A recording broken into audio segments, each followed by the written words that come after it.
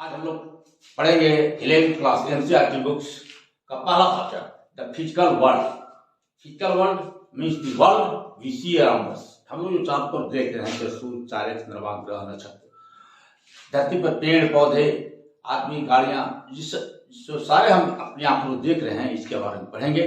साथ साथ कुछ ऐसे चीजों के बारे में भी पढ़ेंगे जिनको हम नंगे आंखों से नहीं देखते हैं, जैसे इलेक्ट्रॉन, प्रोटॉन, न्यूट्रॉन्स या एटम्स, इन सब के बारे में हम पढ़ेंगे। तो हम लोग स्टार्ट करें physical world.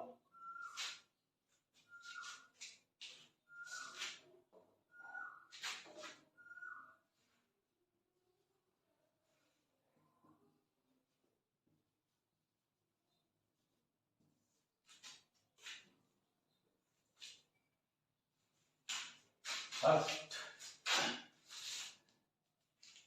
what is physics?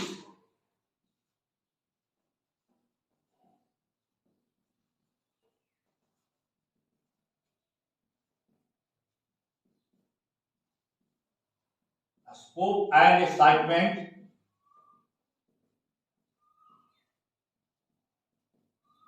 of physics.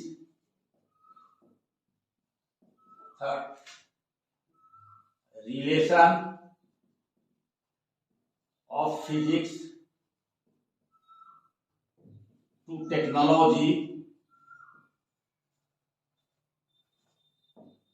and society. Fourth, fundamental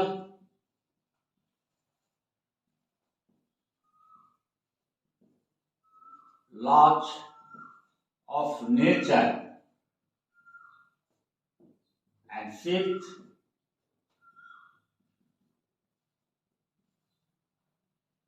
nature of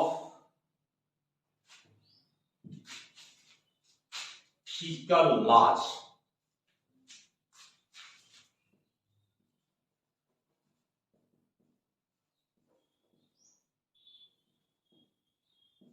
इसमें हम लोग यही 5 चीज पढ़ेंगे, लेकिन हम इसके पहले की वीडियो में what is physics, what is science और फिजिक्स को पढ़ने का जो तरीका है इसके बारे में डिस्कस किए हैं, तो वहां जाकर आप देख सकते हैं।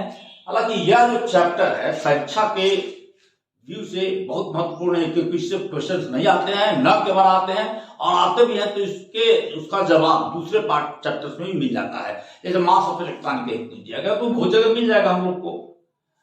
एटॉमिक रेडियस का रेंज पूछ दिया तो भी बहुत जगह मिल जाएगा। तो इन सब सारी बातों को हम इसमें चर्चा करेंगे। तो उसके पहले थोड़ा सा आपको हम याद दिलाते हैं कि पिछले वीडियो में बताया था कि साइंस क्या है और साइंस से कैसे फिजिक्स की ओर डेवलप होता है। और ये फिजिक्स का जो है 2 मेथड है, unification method and reduction method, study करने का तरीका है। तो ये हम सारा का सारा पहले बता चुके हैं। आइए हम लोग आज स्टार्ट करते हैं scope and excitement of physics.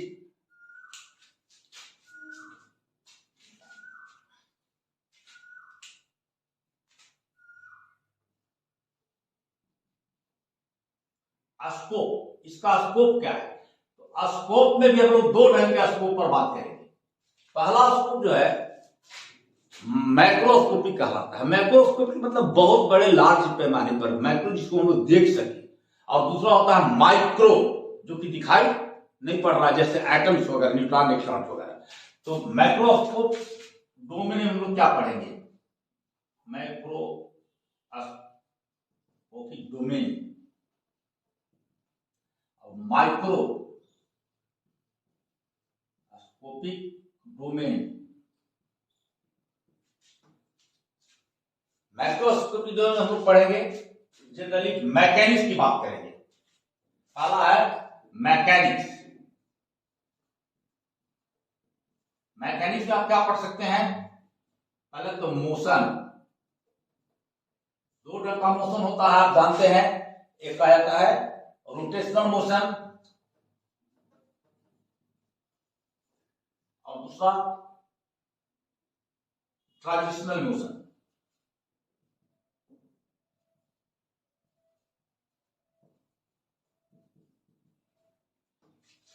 इन दोनों मोशन से आप पहले से परिचित हैं।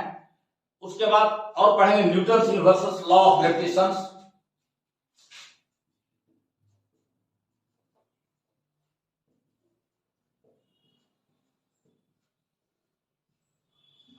लार्ज लॉ ऑफ ग्रेविटेशन,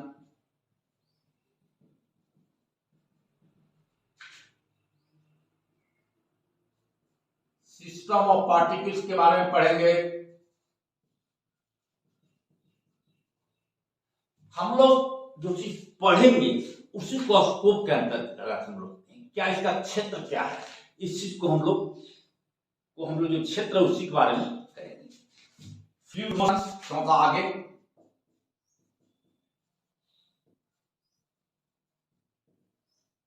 और पांचवा साउंड वेव्स,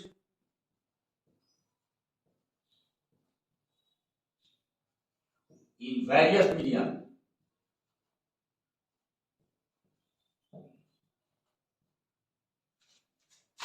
उसके बाद लोग पढ़ेंगे थर्मोडायनेमिक्स। थर्मोडायनेमिक्स क्या पढ़ेंगे लोग? पढ़ेंगे थर्मोडायनेमिक्स।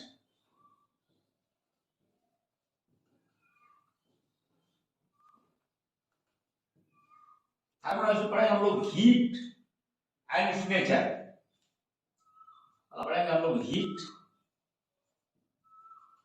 And it's nature. उसके बाद हम लोग पढ़ेंगे motion of gas particles due to heat, gas particles due to heat.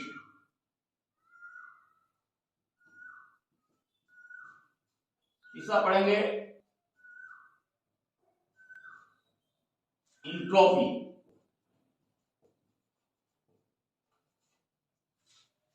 चौथा पढ़ेंगे internal energy.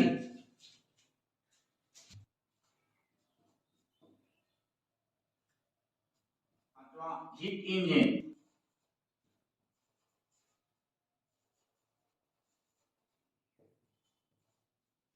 What is heat engine and how does it work.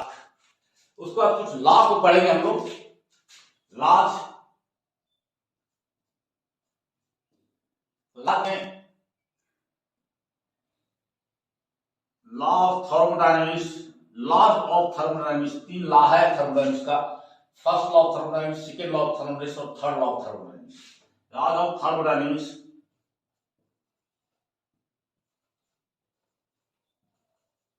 Newton's law of cooling. उसके अलावा थोड़ा बहुत चर्चा हम लोग करेंगे Wien's law, Stefan's law,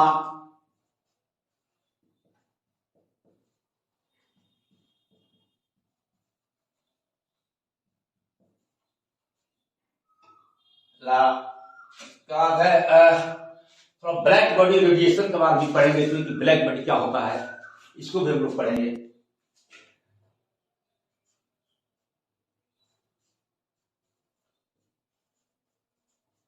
black body होता है, कैसे रेडिएशन ऑब्जर्व करता है, इसके बारे में पढ़ेंगे। थर्ड में हम लोग पढ़ते हैं ऑप्टिक्स।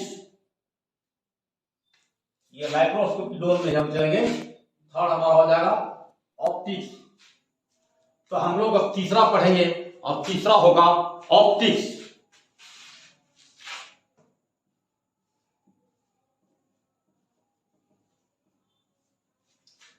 लाइट से संबंधित हम लोग पढ़ेंगे। तो तीसरा में हम लोग करते हैं पहला कि रिफ्लेक्शन और डिफ्रैक्शन के बारे में पढ़ते हैं। रिफ्लेक्शन आप पहले भी पढ़ चुके हैं। तो फर्स्ट में हम लिखेंगे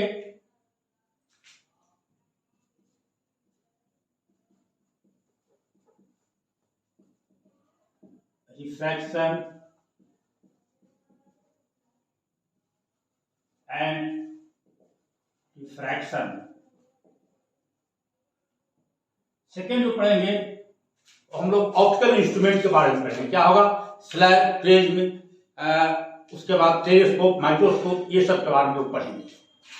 ठीक है, ऑप्टिकल इंस्ट्रूमेंट क्या क्या पढ़ेंगे हम लोग? स्लैब, प्रिज्म, लेंस, उसका माइक्रोस्कोप, टेलीस्कोप, माइक्रोस्कोप, इसके बाद आगे हम लोग पढ़ेंगे colour due to thin soap film. तीसरा, colour due to thin soap film.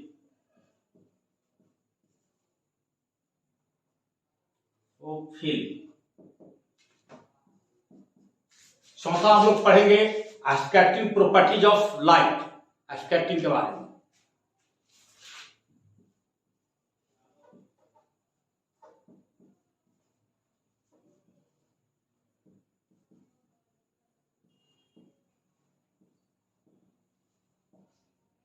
Light, तो ये हम लोग इतना ऑप्टिक्स में पढ़ेंगे। उसके बाद चौथा जो होगा हम लोग पढ़ेंगे इलेक्ट्रोडायनामिक्स के बारे में। तो इलेक्ट्रोडायनामिक्स के बारे में क्या क्या पढ़ेंगे? चार्ज और इसके नेचर के बारे में, electromagnetic properties of the charge के बारे में पढ़ेंगे, कुछ लॉज पढ़ेंगे, प्रोपेगेशन ऑफ वेव पढ़ेंगे, टीवी सिग्नल पढ़ेंगे, सेमीकंडक्टर डिवाइस पढ़ेंगे। तो इसको हम लिख लेते हैं शॉर्ट में थोड़ा सा। चौथा होगा electrodynamics.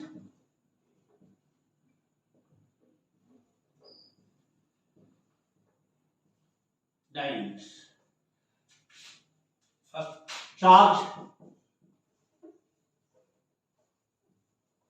and its nature. Next, electromagnetic properties of charges.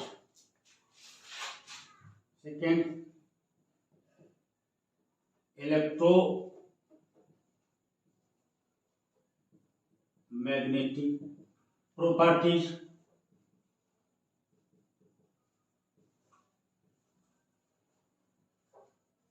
charges. Third,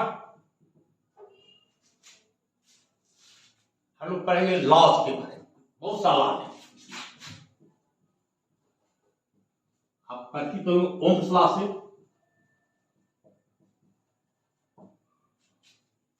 Faraday's law,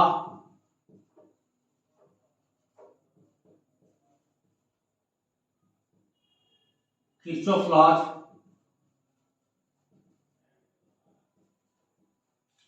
Gauss theorem,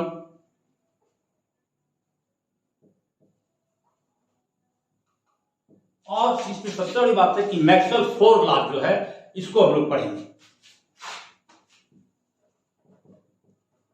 Maxwell's four laws of electromagnetic. Actually four law जो है मैक्सवेल का, ये पूरे फिजिक्स को डील करता है, हर इंसिडेंट को यह डील कर देता है। आगे पढ़ेंगे प्रोपेगेशन ऑफ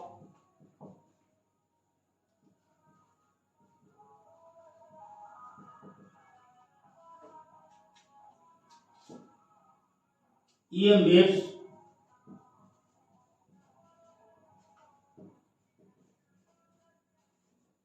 इन आयोनोस्फीयर। आगे पढ़ेंगे टीवी सिग्नल के बारे में,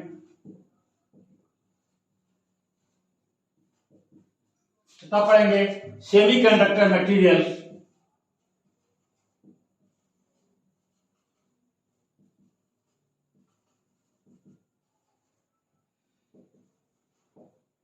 एंड इट्स यूज। कुछ और पढ़ेंगे डायोड वगैरह के बारे में, जो कि सेमीकंडक्टर मटेरियल से बनता है, तो इसके बारे में हम लोग पढ़ेंगे। अब थोड़ा सा हम लोग आ जाइए कि इतना तो हम लोगों ने पढ़ा, एक बचा हुआ माइक्रोस्कोप की डोमेन।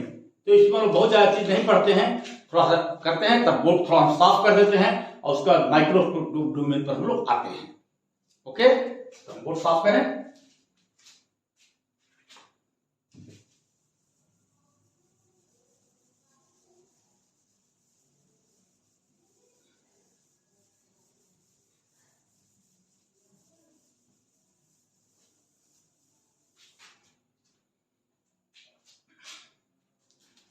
माइक्रोस्कोपिक डोमेन में हम लोग पढ़ेंगे पहला मॉलिक्यूल्स के बारे में,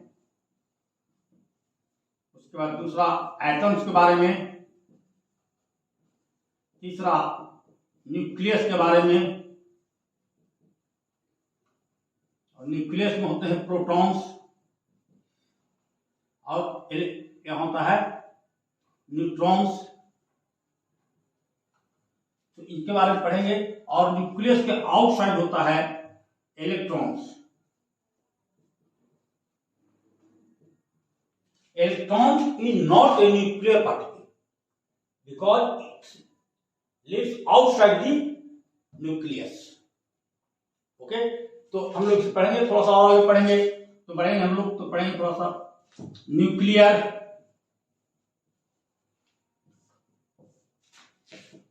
fission and nuclear fusion. Nuclear fission और फ्यूजन, ये दोनों से इसका पीसफुल यूज क्या होता है, इस पर भी चर्चा करेंगे। तो ये तो हम लोग इतना करेंगे। थोड़ा सा हम लोग टाइम इसको देख लेते हैं कि टाइम, ये जो इतना लंबा तो हम लोग जो फीस पढ़ रहे हैं, तो टाइम के रूप में, डिस्टेंस के रूप में और मास के रूप में क्या क्या चीज हम डील करते हैं। तो बहुत छोटा समय से हम लोग बहुत बड़े समय की ओर जाते हैं, छोटा मास से बड़ा मास की ओर जाते हैं, और छोटा डिस्टेंस से बड़े डिस्टेंस की ओर जाते हैं। तो थोड़ा टाइम का रेंज हम लोग देखें जो हम लोग डील करेंगे इसमें। फिजिक्स में टाइम का रेंज हो जाएगा, ये order of 10 to the power -18 to 10 to the power -22 second में। ये इसका जो ऑर्डर हो जाएगा करीब 10 to the power 14 सेकेंड। मतलब एक बहुत छोटा समय से बहुत बड़ा समय का भी हम लोग चर्चा कर, सॉरी यहाँ पर माइनस चिन्ह नहीं होगा, प्लस रहेगा। ये आगे दूसरा है डिस्टेंस। तो डिस्टेंस जो है, nuclear distance 10 to the power 14 metre से चला जाता है 10 to the power 26 मीटर तक। इसका भी ऑर्डर हो जाएगा 10 to the power 40 metre. And mass बहुत छोटा मास होता है, जो कि इलेक्ट्रॉन का मास होता है, बहुत कम मास होता है। तो इलेक्ट्रॉन जो है, मास को हम लोग डील करते हैं, ये ऑर्डर इसका होता है 10 to the power -30 kg से ऑर्डर रहेगा इसका 10 to the power 55 kg। ये है मास ऑफ द यूनिवर्स। तो इसका भी, और इसका ऑर्डर हो जाएगा 10 to the power 85 kg। मतलब बहुत छोटा, जिसको हम नहीं देख रहे हैं, उससे बहुत बड़ा की ओर हम लोग जाते हैं, और बहुत बड़ा बड़ा चीज को हम लोग डील करते हैं। अब हम लोग आगे पढ़ेंगे कि ये तो स्कोप हमारा था। अब एक्साइटमेंट ऑफ फिश क्या है, क्या हम लोग क्यों फिश पढ़ने के लिए एक्साइटेड है, हम लोग बात करते हैं एक्साइटमेंट ऑफ फिश पर। क्या एक्साइटमेंट है हमारा?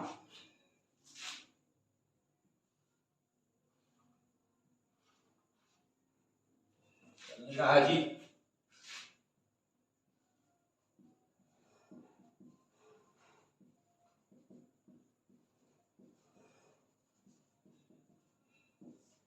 एक्साइटमेंट ऑफ फिजिक्स क्या है?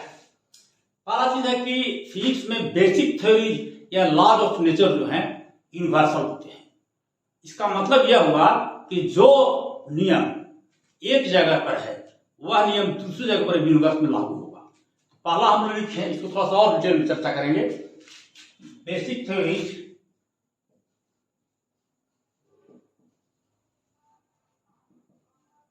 ऑफ द लॉज और यूनिवर्सल। यूनिवर्सल कहने का मतलब है कि जैसे आप जानते हैं कि F is equal to G m1 m2 upon r², जहां m1 m2 मास है, r दोनों के बीच का डिस्टेंस है, और F जो लगता हुआ फोर्स है। तो ये जो फोर्स है, G है हमारा यूनिवर्सल ग्रेविटेशनल कांस्टेंट।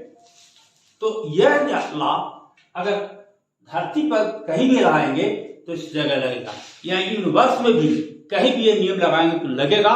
हमारा यह जो है अट्रैक्शन है, न्यूटन का अट्रैक्शन का लॉ है, तो ये जो लॉ है हमेशा अट्रैक्टिव होता है। मतलब ये जो फोर्स हमारे और आपके बीच में भी लग रहा है, और हमारे और सूर्य के बीच लग रहा है, चंद्रमा के बीच लग रहा है, हमारे अगल बगल जो भी चीज है फिजिकल वर्ल्ड में सब हम पर फोर्स लगा रहे हैं, हम भी उन पर फोर्स लगा रहे हैं। तो ये हम सब बात है कि हम पर हजारों तरह की फोर्सेज हर समय लग रहे हैं। तो ये जो है, ये जो नियम होगा हर जगह लगेगा सर्टेन कंडीशन के साथ में। सेकंड, जो क्वालिटेटिव अप्रोच है उसको हम लोग क्वांटिटेटिव थिंकिंग से लाते हैं। ये नियम हम लोग लाते कहां से हैं, कैसे आ जाता है? तो पहले उसको हम लोग क्वालिटेटिव ढंग से विचार करते हैं, उसके गुणों पर, किसी चीज के गुणों पर, घटना के हैपनिंग पर विचार करते हैं, और उसको तब क्वांटिटेटिव मतलब मैथमेटिक ढंग से लाने की कोशिश करते हैं। तो सेकेंड हमारा है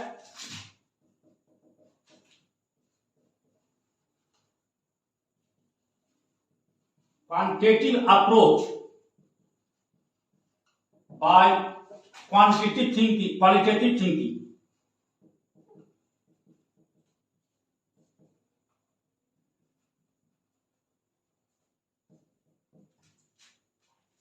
और जब क्वालिटेटिव थिंकिंग करके हम लोग क्वांटिटेटिव अप्रोच लाते हैं तो हम लोग लाते हैं कि पाते हैं कि कुछ मैथमेटिकल फॉर्मूला है, तो हम कह सकते हैं कि law of nature can be expressed in the mathematical form. Third हो जाएगा मैथमेटिकल मॉडलिंग। आपको याद होगा जब हम लोग पढ़ा रहे थे कि साइंटिफिक मेथड में मैथमेटिकल मॉडलिंग आपको याद होगा। तो हम लोग ये कह सकते हैं कि law of nature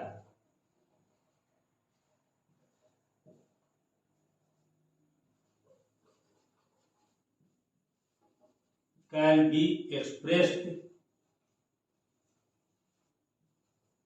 in mathematical form. Mathematical form में हम लोग ला सकते हैं।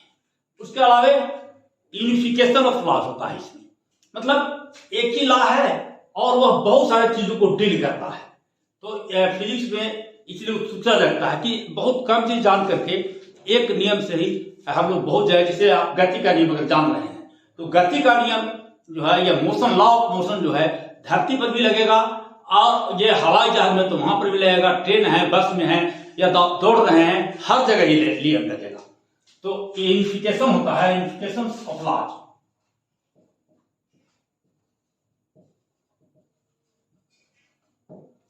यूनिफिकेशन ऑफ लॉज, जैसे मैक्सवेल 4 लॉ दिया था, 4 लॉज इन इलेक्ट्रोमैग्नेटिक्स।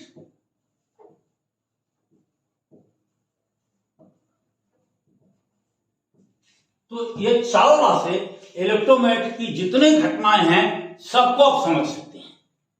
फिर है अगला है कि physics is applicable to all branches of the science. इसलिए हम फिजिक्स को चूज रहता है। Physics is related to all branches of science. आप कहिए कि सब ब्रांच है तो केमिस्ट्री भी एक ब्रांच है। केमिस्ट्री में फीस कहां लगता है? क्यों नहीं लगता है? जब केमिकल रिएक्शंस होते हैं तो कंजर्वेशन ऑफ मास होता है, और कंजर्वेशन ऑफ मास जो है फिजिक्स का चीज है, इसलिए वहां पर भी लगता है।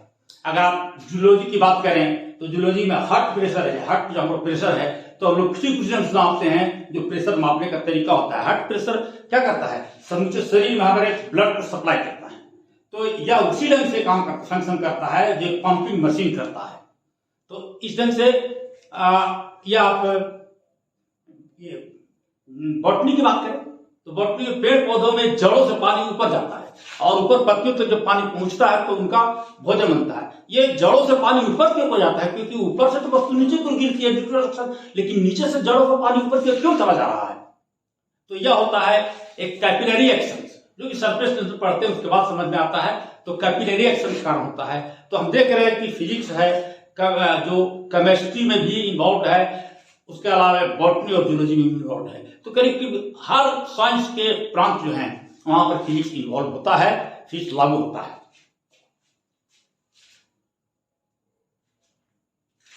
नेक्स्ट है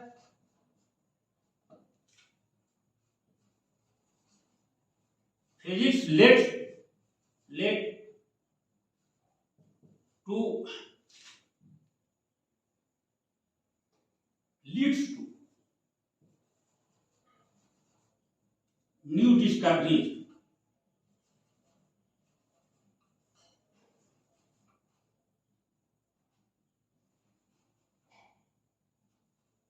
न्यू डिस्कवरी फिजिक्स नए नए खोज की ओर भी हम लोग को बढ़ाता है। उसके बाद फिजिक्स का क्या करता है, यह नया टेक्नोलॉजी भी डेवलप करता है। तो फिजिक्स नया टेक्नोलॉजी भी डेवलप करता है। फिजिक्स हमारा केवल डिस्कवरी नहीं करता है। तो फिजिक्स तो हम लिखें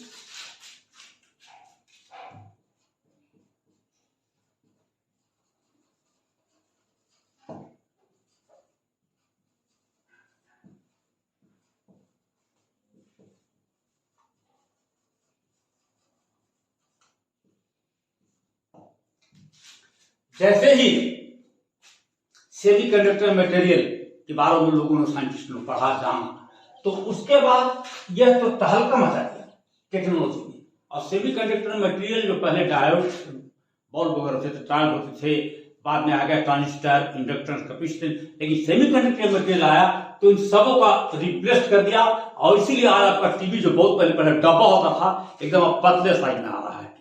ये सब सेमीकंडक्टर मटेरियल का ही कमाल है। तो इस तरह से हम लोग देख रहे हैं कि रिलेशन फिजिक्स का क्या है, टेक्नोलॉजी से और सोसाइटी से क्या रिलेशन है। जब फिजिक्स नया टेक्नोलॉजी डेवलप करता है तो टेक्नोलॉजी हम लोग क्या करता है, टेक्नोलॉजी सोसाइटी को फायदा पहुंचाता है। तो हम कह सकते हैं कि फिजिक्स साइंस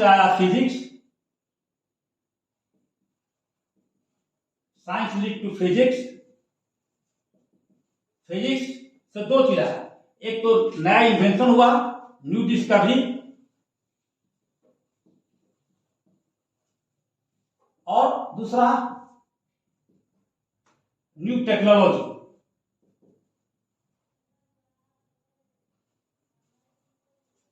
ये technology is directly related to society, so we can say that society is directed to physics because technology is related to society और society is related to physics। ये हम आपको कर सकते हैं। तो इस तरह से हम देखते हैं कि किस ढंग से फिजिक्स हमारे पूरे जीवन में मिला हुआ है, घुसा हुआ है, और वाकई में बहुत इंटरेस्टेड सब्जेक्ट है। इसमें कोई रटने की जगह नहीं है, हर जगह समझने की जगह है। कुछ चीजें जो होते हैं क्वांटिटेटिव होते हैं, उनको रटने की जरूरत पड़ती है। जो यूनिवर्सल कांस्टेंट होते हैं या जो भी कांस्टेंट होते हैं और उनको रटने की जरूरत पड़ती है, लेकिन इसमें रटने की कोई जगह नहीं है, समझने की जगह है। क्योंकि फिजिक्स इतना ज्यादा है कि उसको आप रट के कुछ नहीं कर सकते हैं, जब भी कुछ कर सकते हैं तो समझ के कर सकते हैं। अब हमारे पास बचा हुआ है फंडामेंटल लॉ ऑफ नेचर और नेचर ऑफ फिजिकल लॉ। तो ये दो जो है fundamental law of nature and nature, next class में डील करेंगे। Thank you.